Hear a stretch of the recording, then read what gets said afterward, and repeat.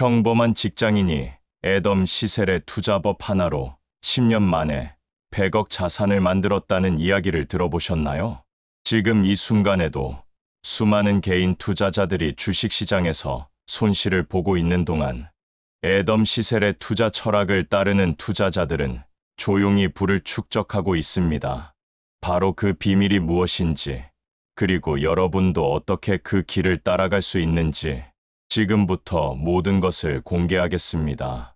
애덤 시셀은 단순히 운이 좋았던 투자자가 아닙니다. 그는 체계적이고 과학적인 접근, 방식으로 주식 투자의 새로운 패러다임을 제시한 인물입니다. 많은 투자자들이 단기적인 수익에 매달리며 감정적인 거래를 반복하는 동안 애덤 시셀은 냉철한 분석과 장기적인 시각으로 시장을 바라보았습니다.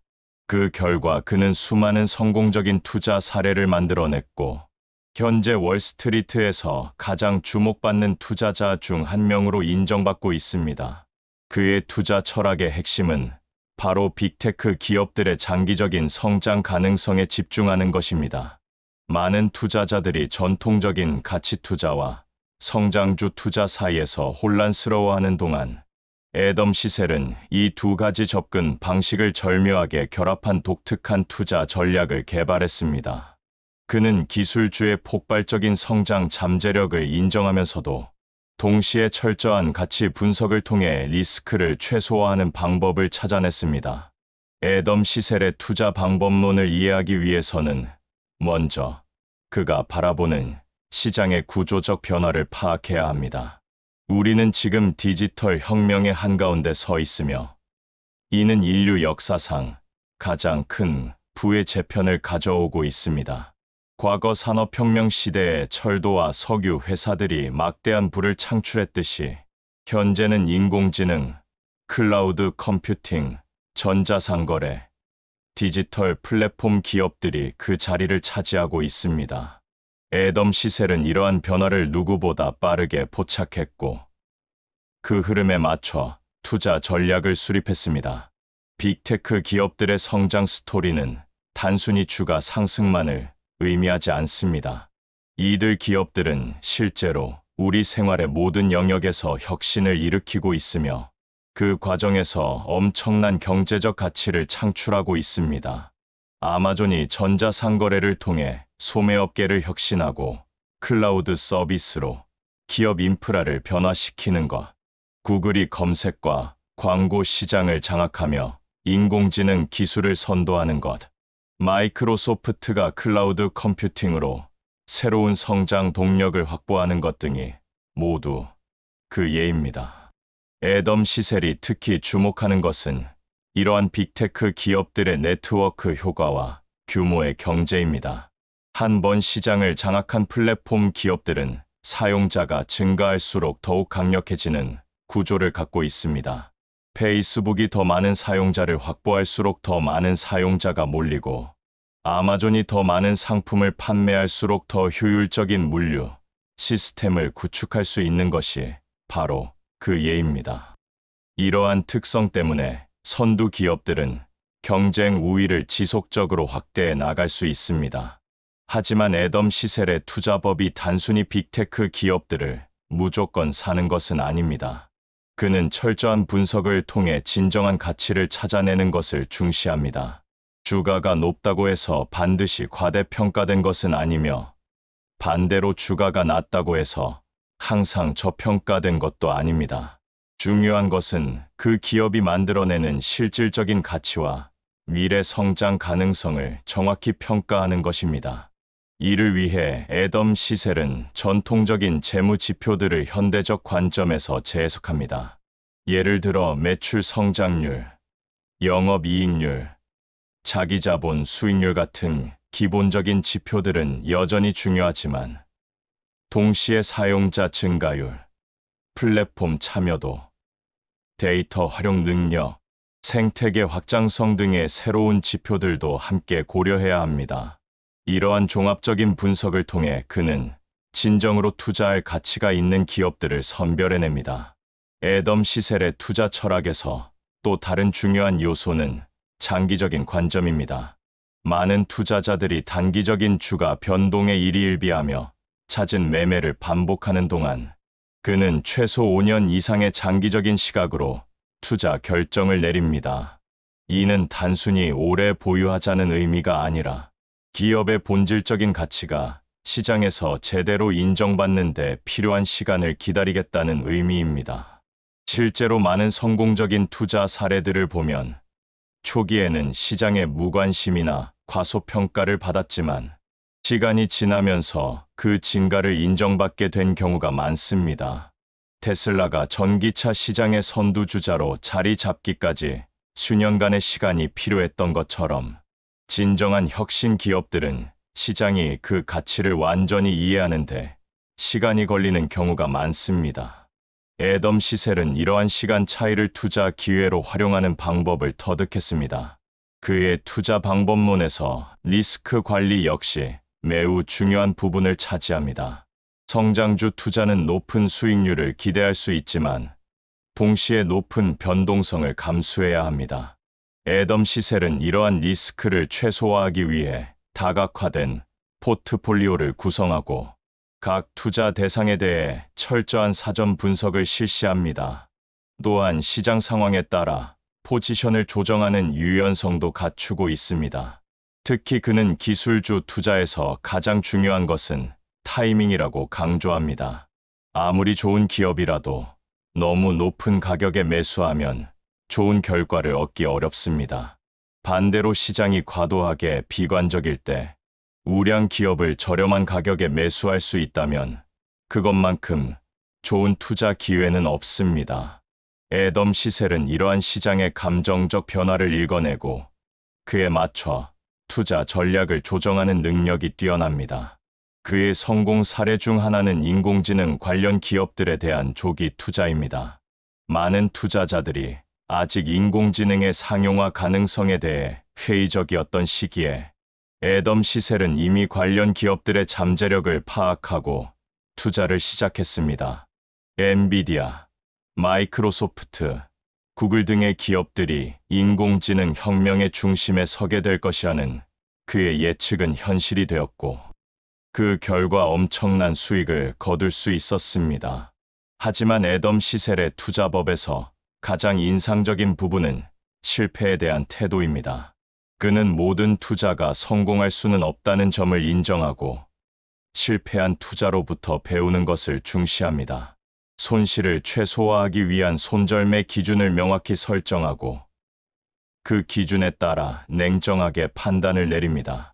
감정적인 애착이나 고집은 투자에서 가장 위험한 요소라는 것을 그는 잘 알고 있습니다.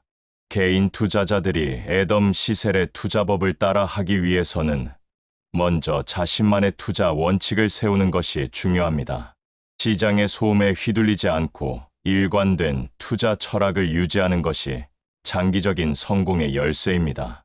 또한 지속적인 학습과 연구를 통해 투자 역량을 개발해야 합니다.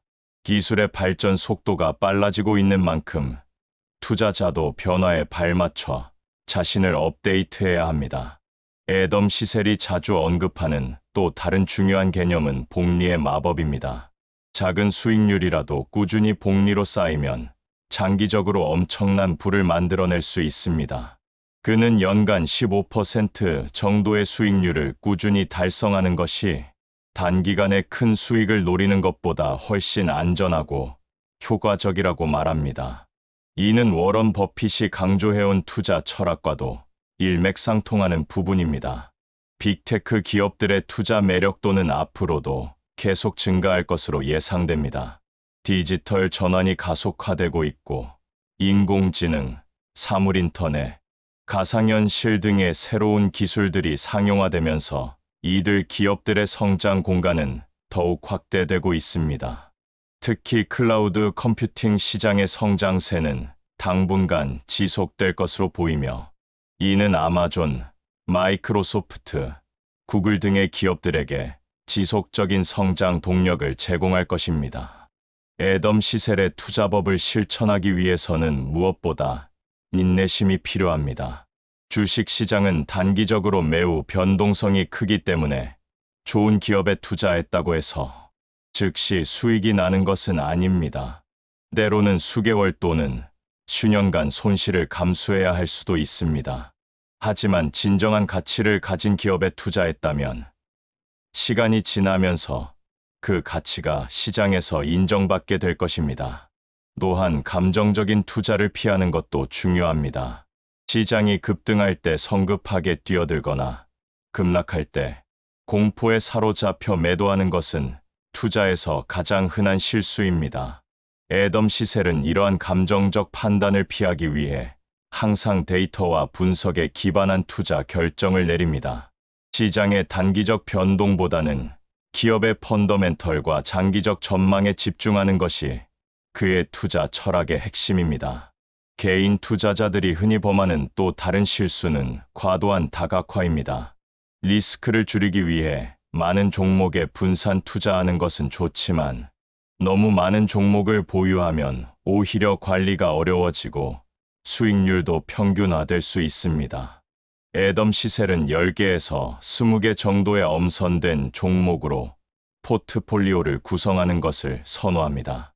이는 충분한 다각화 효과를 얻으면서도 각 종목에 대한 깊이 있는 분석과 관리가 가능한 적정 수준입니다. 기술주 투자에서 또 다른 중요한 고려사항은 규제 리스크입니다. 빅테크 기업들이 시장에서 차지하는 영향력이 커지면서 각국 정부들의 규제 압력도 증가하고 있습니다. 개인정보 보호, 독점 금지, 세금, 문제 등 다양한 규제 이슈들이 이들 기업의 주가에 영향을 미칠 수 있습니다. 애덤 시셀은 이러한 규제 리스크를 투자 결정에 반영하여 규제 변화에 상대적으로 덜 민감한 기업들을 선호하는 경향이 있습니다. 그의 투자법에서 배울 수 있는 또 다른 교훈은 글로벌 관점의 중요성입니다. 기술 기업들은 전 세계를 대상으로 사업을 하기 때문에 특정 지역의 경제 상황에만 의존하지 않습니다. 오히려 다양한 지역에서 성장 기회를 찾을 수 있어 안정적인 성장이 가능합니다. 애덤 시셀은 이러한 글로벌 기업들의 장점을 높이 평가하며 투자 대상 선정에 있어서도 글로벌 경쟁력을 중요한 기준으로 삼습니다. 개인 투자자들이 애덤 시셀의 투자법을 성공적으로 적용하기 위해서는 지속적인 공부와 정보 수집이 필수입니다. 기술의 발전 속도가 빨라지고 있는 만큼 새로운 트렌드와 기회를 놓치지 않기 위해서는 항상 최신 정보를 파악하고 있어야 합니다. 관련 뉴스, 기업 실적 발표, 산업 분석 보고서 등을 정기적으로 확인하는 습관을 기르는 것이 중요합니다. 애덤 시셀의 투자 성공 비결 중 하나는 역발상적 사고입니다. 시장의 대부분이 부정적으로 보는 시점의 기회를 찾아내고 반대로 모든 사람이 낙관적일 때는 신중한 접근을 취합니다. 이러한 역발상적 사고는 투자에서 매우 중요한 요소인데 주식시장은 종종 과도한 반응을 보이기 때문입니다. 좋은 뉴스에 과도하게 상승하거나 나쁜 뉴스에 과도하게 하락하는 경우가 많아서 이러한 시점들이 오히려 투자 기회가 될 수 있습니다. 마지막으로 애덤 시셀의 투자법에서 강조하는 것은 자신만의 투자 스타일을 개발하는 것입니다. 다른 성공한 투자자들의 방법을 배우는 것은 좋지만 무작정 따라하는 것은 위험합니다.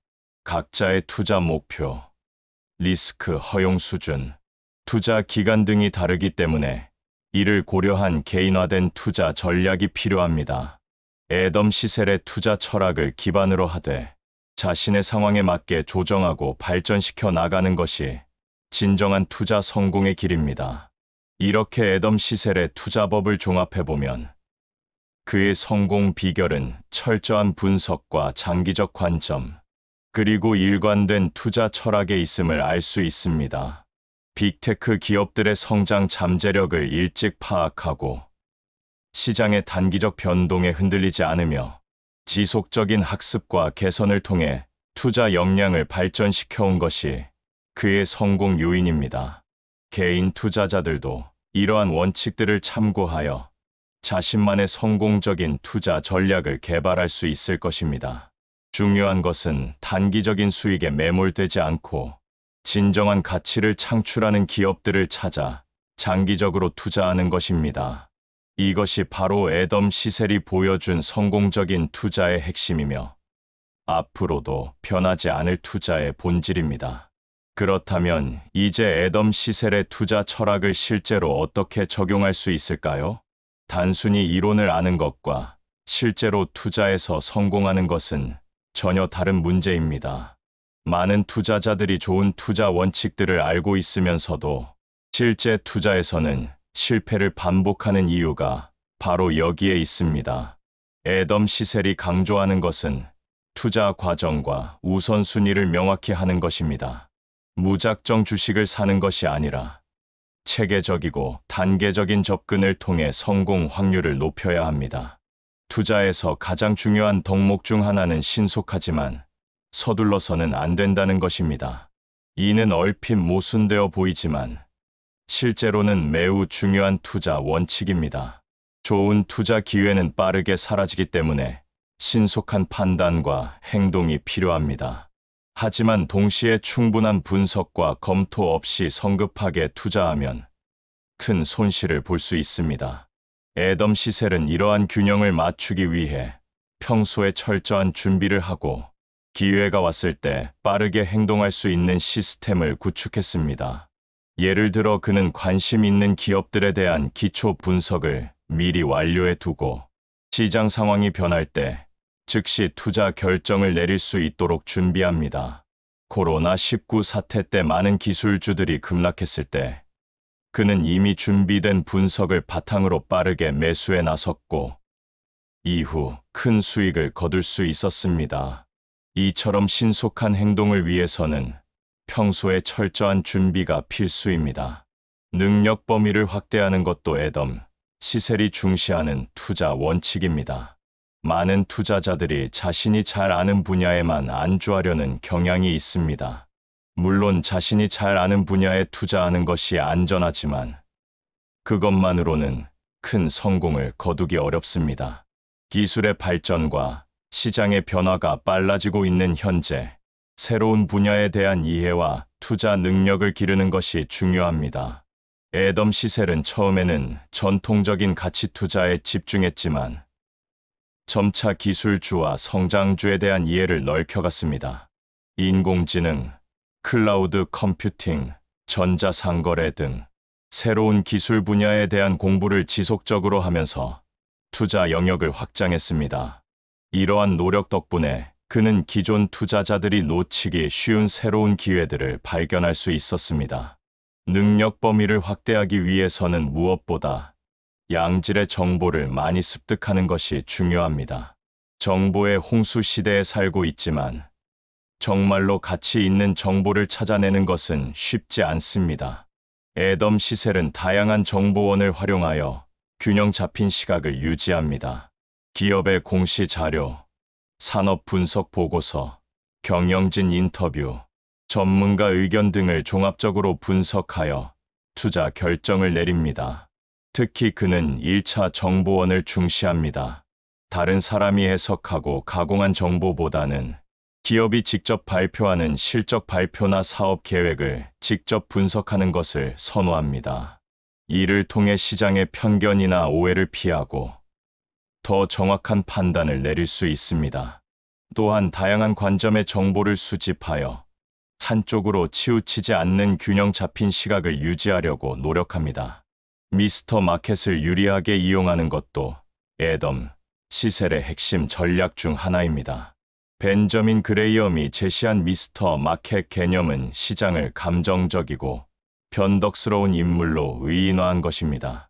때로는 과도하게 낙관적이어서 주식을 비싼 가격에 사려고 하고 때로는 과도하게 비관적이어서 주식을 헐값에 팔려고 합니다.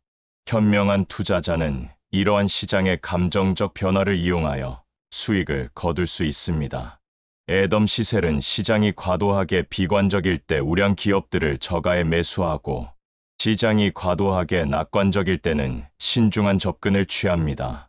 2020년 코로나19 초기 시장 급락 때 많은 투자자들이 공포에 사로잡혀 있을 때 그는 이를 절호의 매수 기회로 활용했습니다. 반대로 2021년 밈 스톡 열풍 때처럼 시장이 과도하게 달아오를 때는 일부 보유 주식을 매도하여 수익을 실현했습니다. 많은 투자 전문가들이 분산 투자를 권하지만 애덤 시셀은 오히려 분산 투자를 하지 말라고 조언합니다. 물론 이는 무작정 한 종목에만 몰빵하라는 의미가 아닙니다. 너무 많은 종목에 분산 투자하면 관리가 어려워질 뿐만 아니라 수익률도 평균화되어 큰 수익을 거두기 어렵다는 것입니다. 대신 그는 철저한 분석을 통해 선별한 소수의 우량 기업에 집중 투자하는 것을 선호합니다.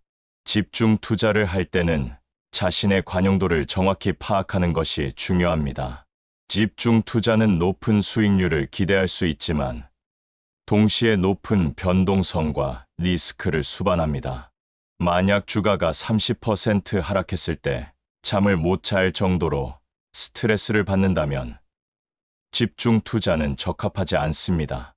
애덤 시셀은 자신의 리스크 허용 수준을 정확히 파악하고 그에 맞는 투자 전략을 수립하는 것이 중요하다고 강조합니다. 정기 투자와 장기 투자는 애덤 시셀 투자법의 핵심 원칙입니다. 시장 타이밍을 맞추려는 시도는 대부분 실패로 끝나기 때문에 정기적으로 일정한 금액을 투자하는 것이 더 안전하고 효과적입니다. 달러 코스트 에버리징이라고 불리는 이 방법은 주가가 높을 때는 적게 사고 주가가 낮을 때는 많이 사게 되어 평균 매수 가격을 낮출 수 있습니다.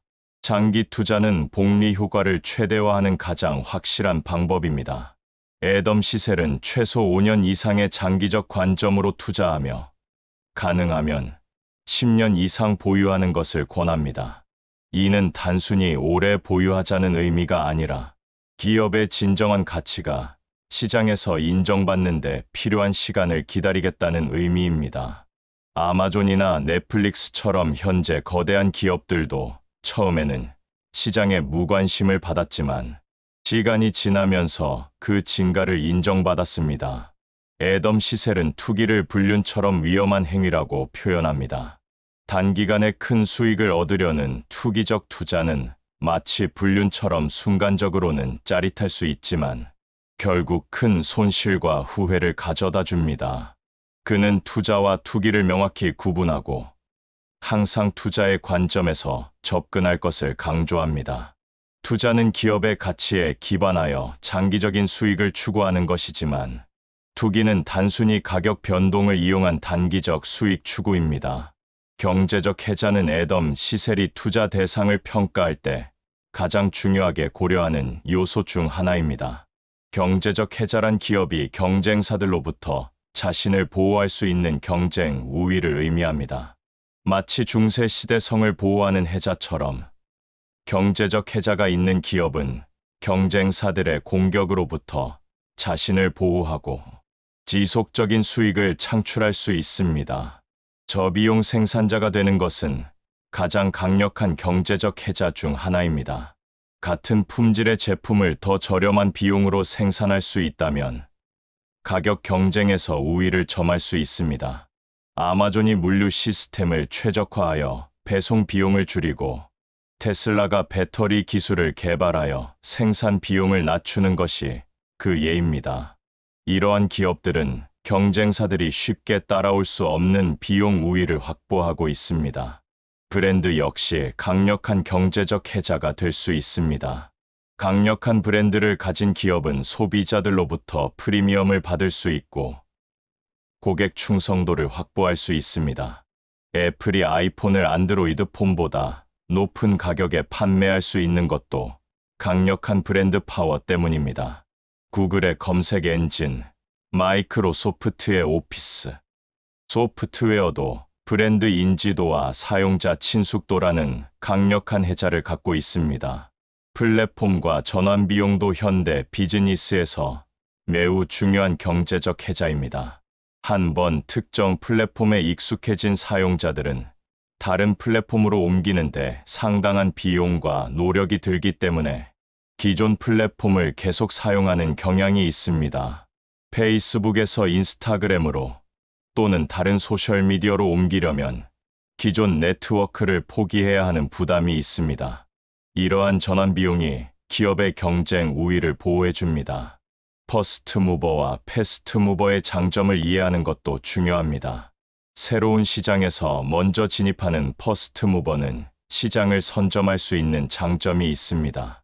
하지만 때로는 빠르게 따라오는 패스트 무버가 더 성공하기도 합니다. 구글이 야후보다 늦게 검색 시장에 진입했지만 더 나은 기술로 시장을 장악한 것이 그 예입니다. 애덤 시셀은 단순히 먼저 진입했다고 해서 성공이 보장되는 것은 아니며 지속적인 혁신과 개선이 더 중요하다고 봅니다. 승자독식의 네트워크 효과는 디지털 시대의 가장 강력한 경제적 해자입니다. 사용자가 많을수록 서비스의 가치가 더욱 커지는 네트워크 효과를 가진 기업들은 한 번 시장을 장악하면 경쟁사들이 따라오기 매우 어렵습니다. 페이스북이 더 많은 사용자를 확보할수록 더 많은 사용자들이 가입하고 아마존이 더 많은 판매자를 확보할수록 더 많은 구매자들이 몰리는 선순환 구조가 바로 네트워크 효과입니다. 디지털 네트워크의 가치는 전통적인 기업 가치 평가 방식으로는 측정하기 어렵습니다. 네트워크에 참여하는 사용자 수, 사용자 간의 연결 정도, 플랫폼에서 일어나는 거래량 등을 종합적으로 고려해야 합니다. 애덤 시셀은 이러한 디지털 네트워크의 가치를 정확히 평가하는 능력을 기르는 것이 현대 투자자에게 필수적이라고 봅니다. 주주를 위한 베스트 경영진을 찾는 것도 투자 성공의 핵심 요소입니다. 아무리 좋은 사업 모델을 가진 기업이라도 경영진이 무능하거나 사리사욕을 추구한다면 좋은 투자 결과를 얻기 어렵습니다. 애덤 시셀은 경영진을 평가할 때 여러 가지 기준을 사용합니다. 먼저 경영진이 오너처럼 생각하고 행동하는지를 봅니다. 단순히 월급을 받는 직원이 아니라 회사의 주인이라는 마음가짐으로 경영하는 경영진은 장기적인 가치 창출에 더 집중합니다. 제프 베조스가 아마존을 20년 이상 장기적 관점으로 경영한 것이나 일론 머스크가 테슬라 주식을 대량으로 보유하며 회사의 성장에 전념하는 것이 그 예입니다. 경영진이 비즈니스 가치를 높이는 핵심 요인을 정확히 이해하고 있는지도 중요합니다. 각 산업과 기업마다 성공을 위한 핵심 요인이 다른데 이를 정확히 파악하고 그에 맞는 전략을 수립하는 경영진이 성공할 가능성이 높습니다. 예를 들어 플랫폼 기업의 경우 사용자 경험과 네트워크 효과가 핵심인데 이를 이해하고 관련 투자에 집중하는 경영진이 좋은 성과를 거둘 수 있습니다. 검소하지만 구두쇠가 아닌 경영진을 선호하는 것도 애덤 시셀의 투자 기준 중 하나입니다. 불필요한 지출을 줄이고 효율적으로 자원을 활용하는 것은 중요하지만 미래 성장을 위한 투자를 소홀히 하는 것은 문제입니다. 연구개발, 마케팅, 인재 채용 등 필요한 분야에는 과감하게 투자하면서도 불필요한 낭비는 철저히 막는 균형 감각을 가진 경영진이 좋은 투자 대상입니다. 주주 가치의 동력을 이해하는 경영진인지도 중요한 평가 기준입니다. 매출 증가, 수익성 개선, 자본 효율성 제고 등 주주 가치를 높이는 다양한 방법 중에서 자신의 기업에 가장 적합한 것을 선택하고 실행할 수 있는 경영진이 성공할 가능성이 높습니다. 단순히 규모만 키우는 것이 아니라 진정한 가치 창출에 집중하는 경영진을 찾는 것이 중요합니다. 구경제와 신경제를 잘 조합할 줄 아는 경영진도 현재 시대에 특히 중요합니다. 전통적인 사업 원칙과 새로운 디지털 기술을 적절히 결합하여 시너지를 창출하는 능력이 필요합니다. 디즈니가 전통적인 콘텐츠 제작 역량과 디지털 스트리밍 기술을 결합한 것이나 월마트가 오프라인 매장 네트워크와 온라인 플랫폼을 연결한 것이 좋은 예입니다. CEO의 급여와 주가의 상관관계도 투자 판단의 중요한 요소입니다. 과도한 보상을 받는 CEO는 주주 가치보다 자신의 이익을 우선시할 가능성이 높습니다.